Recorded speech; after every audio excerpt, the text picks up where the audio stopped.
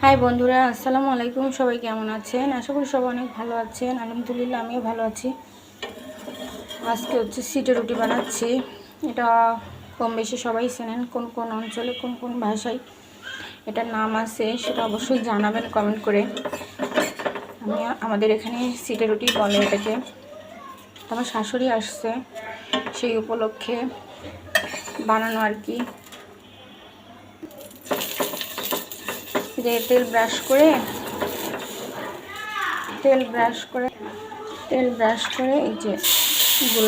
এই যে গোলাটা এভাবে ছিটিয়ে দিলেই সিটে রুটি হয়ে যায়। অনেকেই পারে, আবার অনেকেই পারে না। খুবই সহজ একটা পিঠা সিটে রুটি। ফ্রাই প্যানে কিন্তু বেশি ভালো হয় অন্যান্য কড়াইতে।